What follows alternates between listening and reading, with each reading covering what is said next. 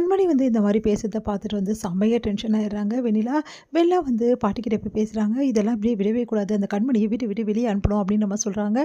அன்புகிட்ட நான் சொல்லி பார்க்குறேம்மா அப்படின்னு சொல்லிட்டு என்ன பண்றாங்க, பாட்டியும் அன்புகிட்ட சொல்றாங்க. அன்பு செம்ம டென்ஷன் ஆயிடுறாரு. இந்த வெண்ணிலா இங்க இருக்கலாம், என் பொண்டாட்டி இங்க இருக்கக்கூடாதா? என் பொண்டாட்டிக்கு எல்லா உரிமையும் இங்க இருக்கு. இங்க பாருடா அவ தானே கோச்சிட்டு போனா. புருஷன் பொண்டாட்டிக்கு எந்த பொண்டாட்டிக்கு சண்டை வரல. எல்லா புருஷன் பொண்டாட்டிக்கும் சண்டை வந்துட்டு தான் இருக்கு. அதனால எந்த பிரச்சனையும் இல்ல. புருஷன் பொண்டாட்டினா சண்டை வரதான் செய்யும். அத நாங்க பார்த்துக்குறோம். கண்டவங்க பேச்சு கேட்டுட்டு இந்த மாரி பேசுறத முதல்ல நிறுத்துங்க. நான் அப்படி சொல்லிட்டு போறாங்க. அத கேட்டுட்டு வந்து வெளில செம்ம டென்ஷன் ஆயிடுறாங்க. என்ன பாட்டி இவ அன்பு சொல்றத பார்த்தா கண்மணி இங்கேயே இருக்க வருவாரு போல் இருக்கே அப்படின்னோனே, அது வந்துமா சரி கொஞ்ச நாள் விட்டு பிடிக்கலாமா, அதெல்லாம் சரியாயிடும். இல்ல பாட்டி, எனக்கு என்னமோ அன்பு பண்றது கொஞ்சம் கூட சரியில்ல. அவங்க அம்மாக்காக கண்மணி இங்கேயே இருக்க வச்சுலாம் பிளான் எதுவும் பண்றாரு. நான் விடமாட்டேன் பாட்டி அப்படின்னு சொல்லிட்டு போறாங்க. உடனே பாட்டி என்ன நடக்க போகுதுன்னு சொல்லிட்டு யோசிச்சுட்டு இருக்காங்க. இங்க வந்து என்ன பண்றாங்க, நம்ம கண்மணிக்காக வந்து அன்பு என்ன பண்றாரு, கோலம் போடுறாரு வாசல்ல.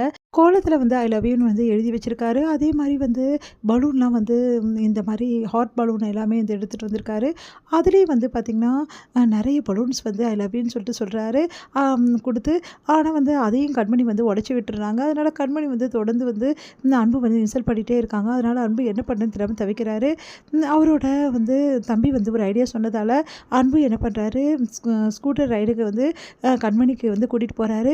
அப்பவும் கண்மணி கண்டுபிடிச்சிடுறாங்க. அதனால செம்ம டென்ஷன் ஆகி கண்மணி செமையாக திட்டுறாங்க. இதுக்கப்புறம் இந்த மாதிரி வேலையெல்லாம் வச்சுக்கிங்கன்னா அவ்வளோதான்றாங்க. என்ன பண்ண தெரியாமல் அன்பு தவிச்சிட்ருக்காரு. இந்த சூழ்நிலையில் என்ன பண்ணுறாங்க, வெண்ணிலா வந்து அன்புக்கு வந்து ஒரு பிக் அனுப்புகிறாங்க, ஃபோட்டோஸ் அனுப்புகிறாங்க. அந்த ஃபோட்டோ பார்த்து அன்பு செம்ம டென்ஷன் ஆயிடுறாரு. எவ்வளோ தைரியமாக இருந்தால் ஒன்று என்னையும் இந்த மாதிரி ஃபோட்டோ எடுத்து சேர்த்து வச்சு ஃபோட்டோவே அனுப்பிச்சிருப்பேன் அப்படின்னோடனே, இதில் என்ன அன்பு தப்பு இருக்குது, நீங்களும் நானும் எவ்வளோ சூப்பராக இருக்கும் பார்த்தீங்களா, ஜோடி பொறுத்த சமையல வாய் மூடுறியா, ஃபோனை கொடு அப்படின்னு. எதுக்கு அன்பு, ஃபோனை கூட முதல்ல அப்படின்றாங்க. பாஸ்வேர்ட் தெரியும்ல அன்பு, அன்பு தான் என்னோடய பாஸ்வேர்ட் அப்படின்னு ஒன்று செம்ம டென்ஷன் அப்படியே முறைக்கிறாரு. ஒன்று இந்த ஃபோட்டோஸில் போயிட்டு எல்லா ஃபோட்டோஸும் டெலிட் பண்ண, அன்பு என்ன பண்ணிட்டீங்க அப்படின்னு.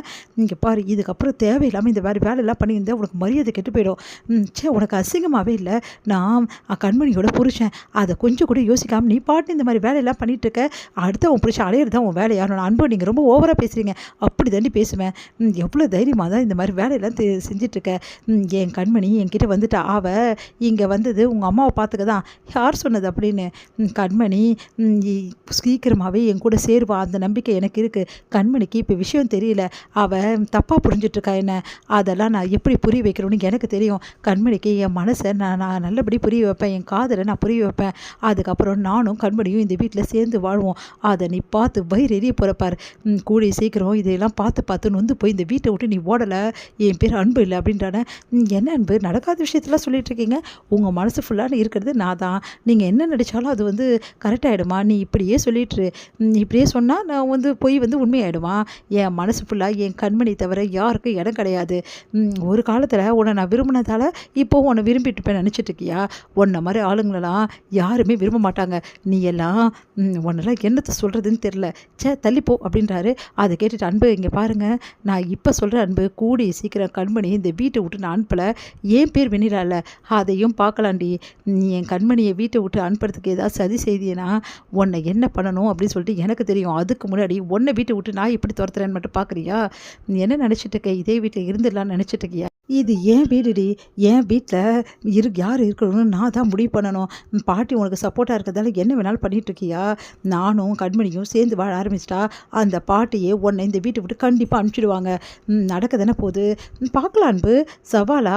நானும் பார்க்குறேன் எப்படி நீங்கள் கண்மணி கூட வாழ்கிறீங்கன்னு சொல்லிட்டு. நீங்கள் உண்மையான வாழ்க்கை வாழ போகிறது இல்லையே, அப்போ கூட உங்கள் அம்மாக்காக தானே வாழ போகிறீங்க.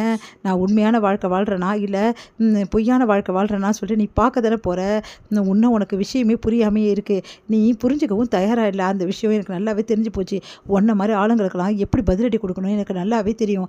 இங்கே பார், முன்னொரு தடவை இந்த மாதிரி வேலையெல்லாம் செஞ்சேன்னா அப்புறம் மரியாதை கெட்டு போயிடும் அப்படி சொல்லிட்டு போகிறாரு. அதிர்ச்சி அடைகிறாங்க.